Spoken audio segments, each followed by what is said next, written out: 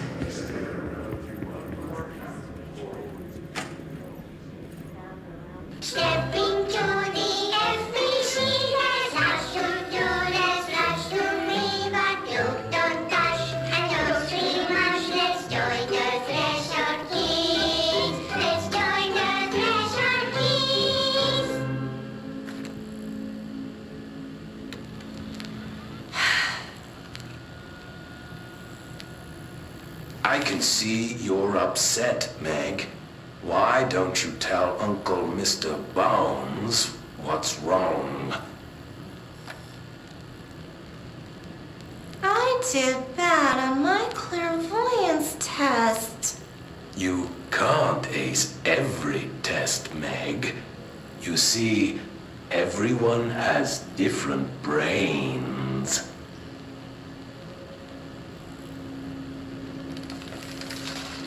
Some brains can talk to each other. We call this ESP. ESP? Some brains can lift objects like a baseball. Talk about a fly ball, eh, Meg? No interruptions! So who cares if you fail your clairvoyance test? Maybe your brain can throw baseballs, or talk to dead people, or make friends blind. Once we know what your brains can do, we'll know what job to give you. And if your brains are just right, you'll get to sit in the big chair.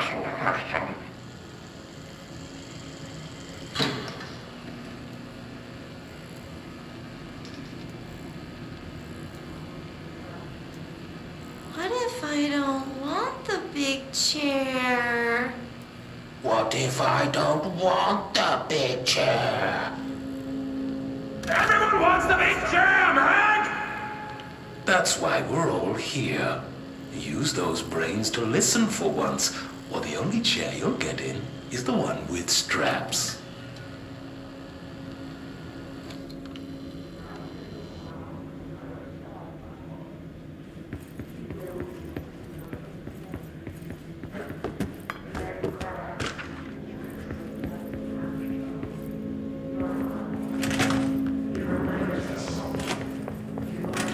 I wish things had gone differently in Ordinary for us.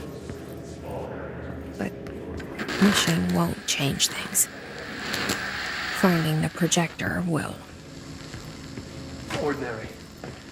There's so much coming together in this one case. A new object of power, something we have not seen before. I mean, coming from me, that's saying something.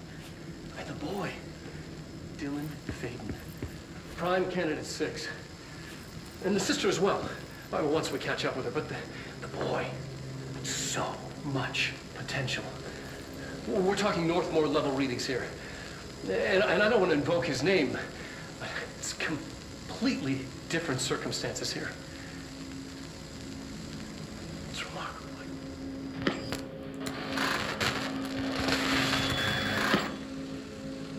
There was an incident. Yes.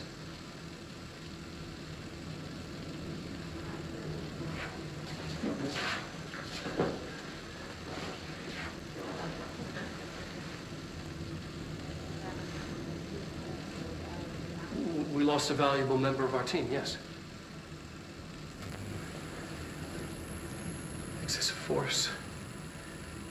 Dylan has so much. But he's just a kid. I'll take the blame. He needs some slack. I mean, boys will be boys. He's exceptional and under a lot of stress. Robert's got killed.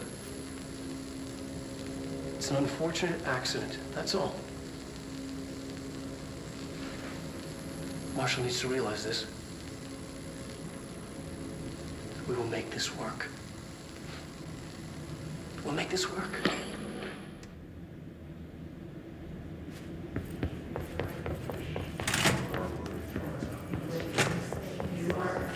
Is this what Dylan wanted me to see? It doesn't matter. We need to find that projector.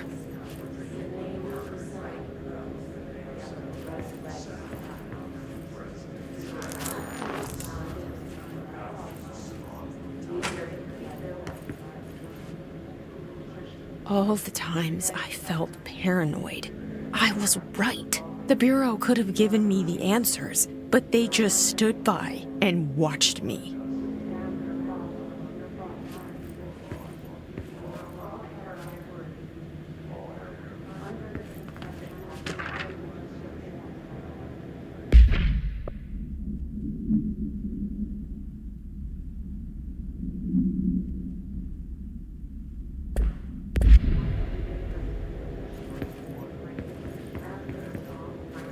We used to play there all the time. Me and Dylan. And other kids as well. We loved it. This time, I remember, was different. We found a way in, deeper into it, like it had shifted. We went inside, and that's where we found the slide projector. A dump is a place for lost things. Things that have been thrown away. Did you ever feel that way when you were growing up, Jesse? What? No. Yes, but that has nothing to do with... Was there a slide projector at your home when you were small? No. Those were before your time, I suppose. But your family did look at photos together, maybe. In one form or the other? Maybe. When was this? Can you remember? At parties? Barbecues? How did it make you feel? Did your parents ever show pictures that embarrassed you? Was alcohol ever involved at these parties? Did your parents drink? Did that make you uncomfortable? No. That's just stupid. Come on. That has nothing to do with this. Nothing. The slide projector, let me ask you this. As a child, did you ever fantasize about worlds inside pictures? Inside a painting? You know, stepping into a painting, into a hidden world, escaping and finding adventure there, away from your parents. I don't think so. I don't remember. Maybe. I don't know.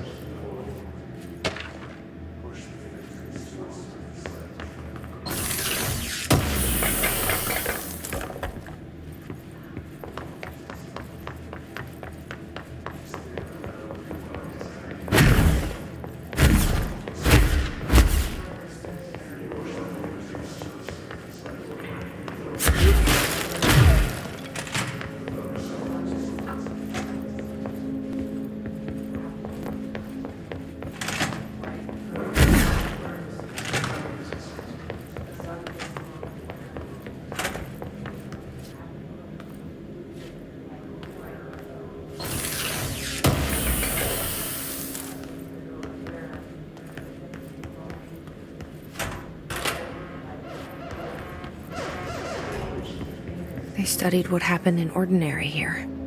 That's the place to start looking.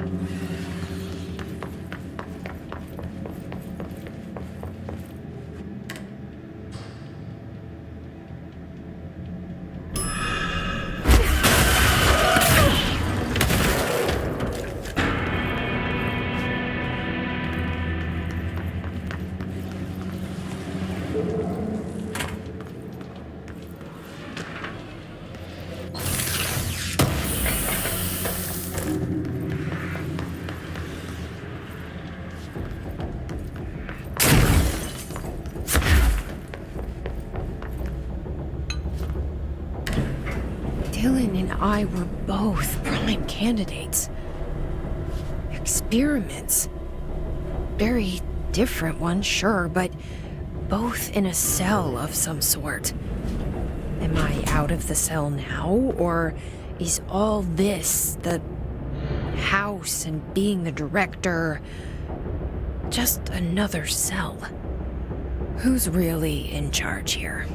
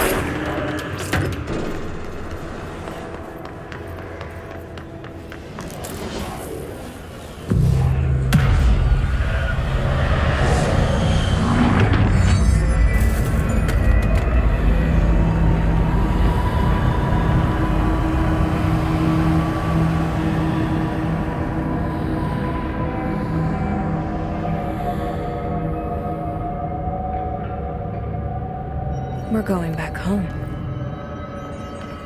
Of course we are. It started there, and it's never gone away.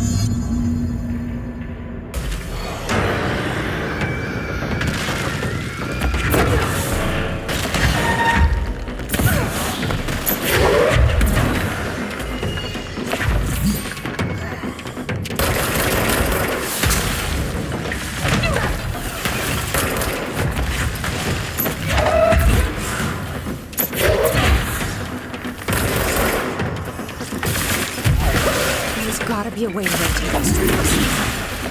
Maybe there's a control panel nearby.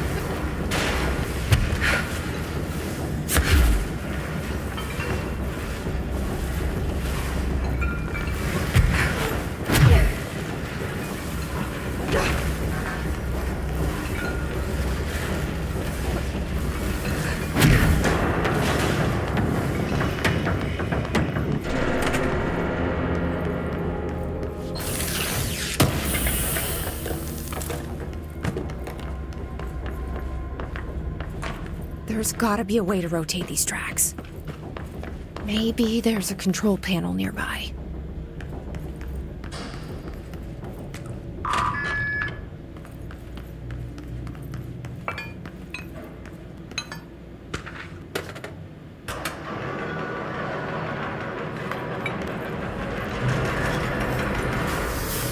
It won't rotate. Something's blocking it.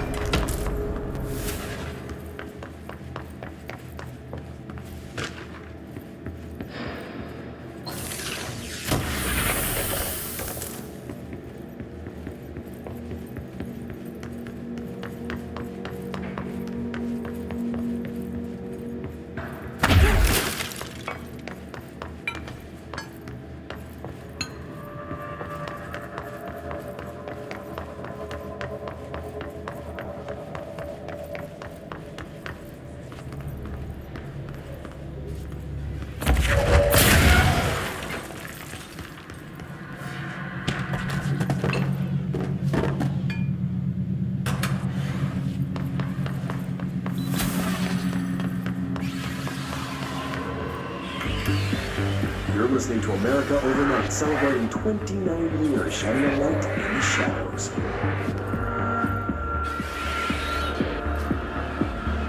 Thanks for staying with us. Here's our first caller. Hi. What I'm about to tell you, if they found out, I don't know what would happen. If who found out, brother? The men in the suits. They told me it was an industrial accident, but this is something else. Something nobody talks about. Ordinary. This certainly doesn't sound very ordinary, Colin. No, not ordinary. Ordinary. It's a town. And it wasn't an industrial accident. I mean, that's what they said. But that's bullshit. Whoa, please watch the language, Colin. It may be 2 a.m., but we're still a family. I'm sorry. It's just my brother was dead. They said the town was destroyed, but it wasn't. I went there. The people are gone, but the town is still there. It's still there. So the population of an entire town disappears, yet the town remains. Tell me, was the phrase, "there is no salvation," written anywhere? I'm not sure. The same thing happened in Brazil in 23, a village called Verde.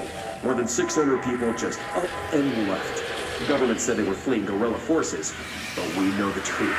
A mass abduction. As predicted by my regular guest, Dr. Quincy Reagan.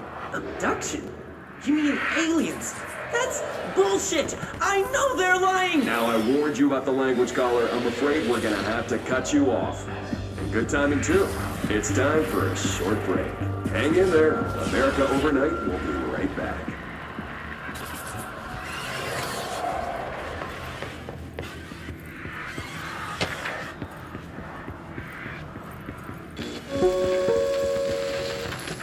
There is a curious correlation with the yet unknowable forces intruding upon our world in the form of altered world events. These forces gravitate toward archetypal objects, a gun, a television, a supposedly haunted house. So clearly humanity affects this process. Our collective unconscious is a map of sorts. We hold the key, but we don't know how to use it. We create these archetypes through everyday life, popular culture, urban legends, but we are observing and influencing a complicated system in action. We can change the likelihood of something being a receptacle for these forces just by thinking about it. But we haven't found a method to control the outcome. And yet, there's something unique in us, in our dreams, in the conceptual reality with power with our minds. What's the cause and what's the effect? Are we the starting point or just a necessary evil in this? A byproduct, a reflection, a projection? We'll struggle to find the answers to these hard questions. Or die trying.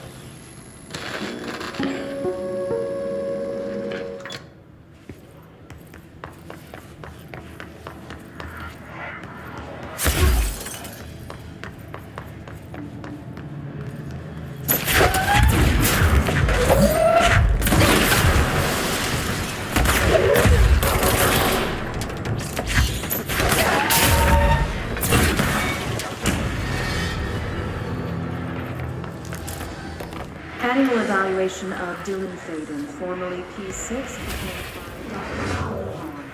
the questions asked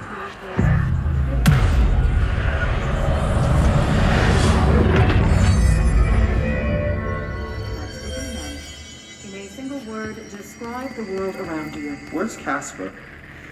Dr. Darling is out of the building today. He's never out. He didn't want to come, did he? He never visits, not since Roberts.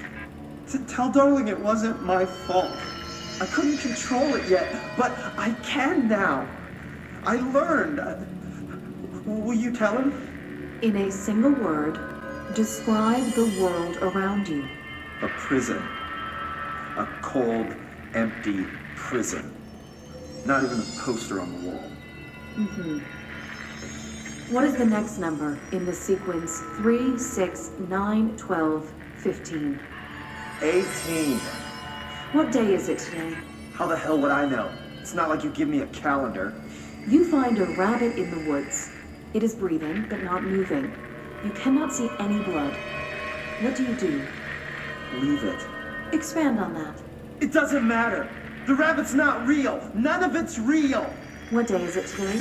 Do you enjoy asking people questions that can't be answered? Is this what gets you up in the morning? What you dreamed of doing as a scared, stupid little girl? Can you describe a dog to me? In Ordinary, we had a friend. Nosebleed Neil. And when it all went crazy, you know what I mean. Nosebleed Neil turned into a dog. Or something like a dog. What day is it tomorrow? Fuck off! I don't know! There is no calendar! How can I fucking know? Dylan, calm down. Fuck you! Fuck you and fuck Casper! Hey! Are you watching this, you old fuck? Did you send your bitch because you're too scared of me? Where is Casper? Security, get a team in here. I need...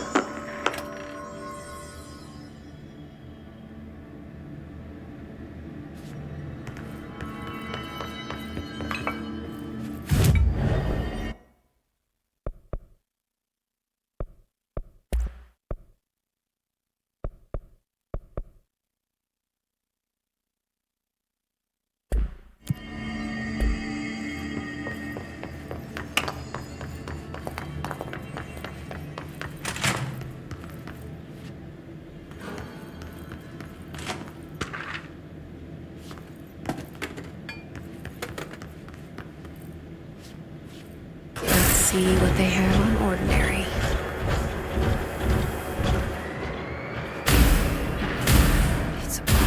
here. Our home, our school, the woods, the dump.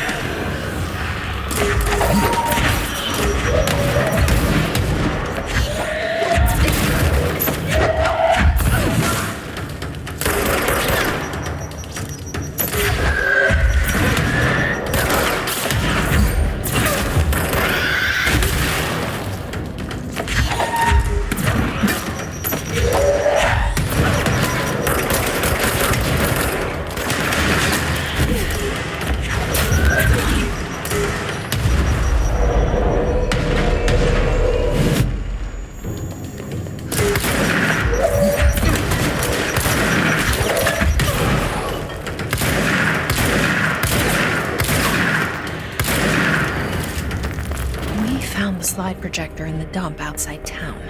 Did they recreate that too? Is that where they keep it?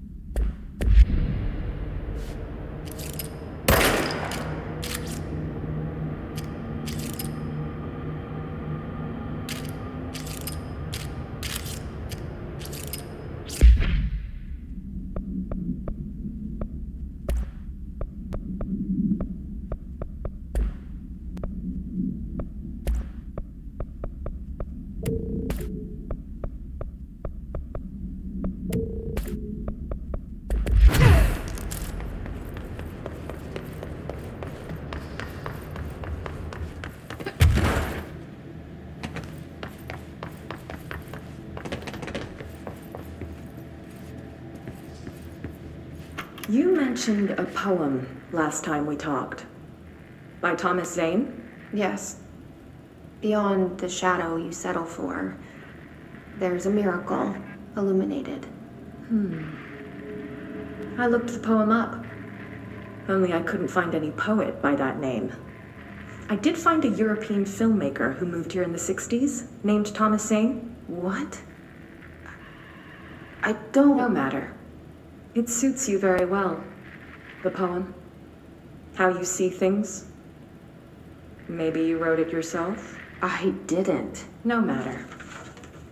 You've said a few times that you feel like there's a piece of you missing. Can we talk about that? Okay. Yeah, it's this... I feel an emptiness, a yearning for something that I think I lost. It's natural for you to feel that way. Your brother and your parents are dead. No! No. Dylan's not dead. And that's not even it. You're referring to the imaginary friend from your childhood? Polaris. She's come back. After a long time, she's calling me. In a dream I saw, she showed me things. Jesse. It felt more real than anything.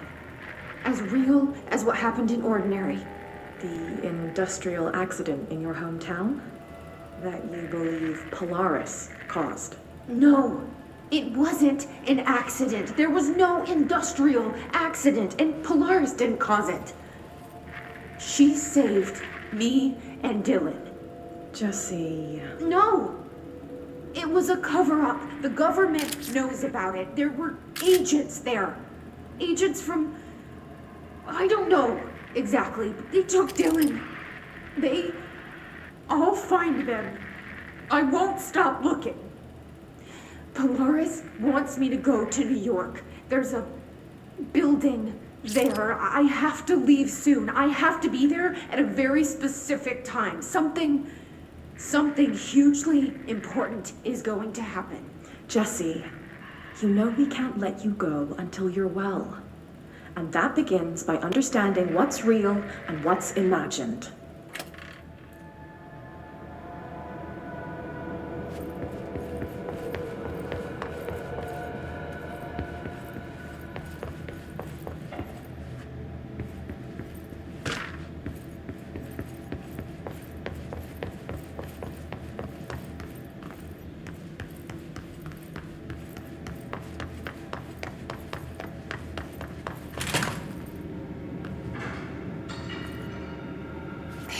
Moved the whole landfill here in the middle of New York, and nobody saw a thing. Pretty unbelievable.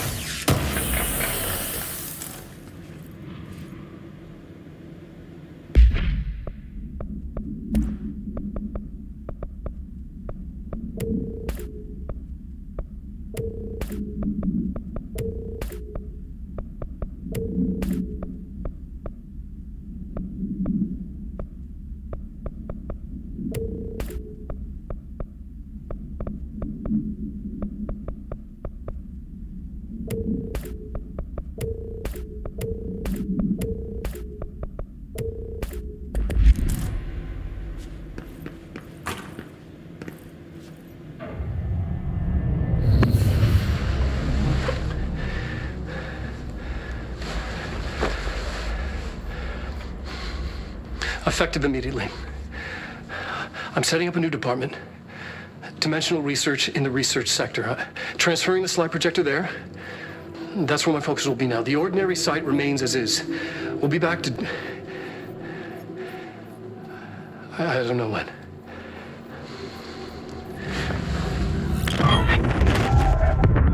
Darling took the projector to the research sector.